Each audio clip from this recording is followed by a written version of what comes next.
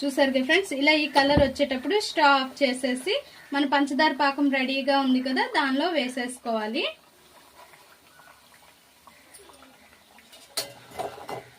మొత్తం అన్ని కూడా ఇలానే వేసుకొని ఒక పావు గంట సేపు అయితే ఇలా ఉంచుకోవాలి.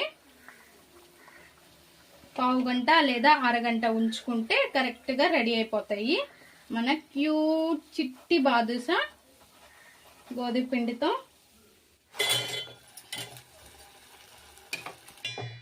మన గోధుమ పిండి బాదుషా ఇలా ఒక అరగంట షేప్ అనేది ఉంచేస్తే రెడీ అవుతాయి. ఇంకా మూత పెట్టేసి ఇలా ఉంచేద్దాం.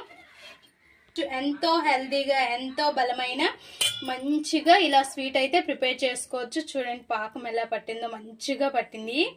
సో చాలా చాలా బాగుంది, టేస్ట్ అయితే ఎక్సలెంట్ గా ఉంది. మా ఈ వీడియో మీకు నచ్చినట్లయితే లైక్ చేయండి, షేర్ చేయండి, మా ఛానల్ ని సబ్స్క్రైబ్ చేయండి.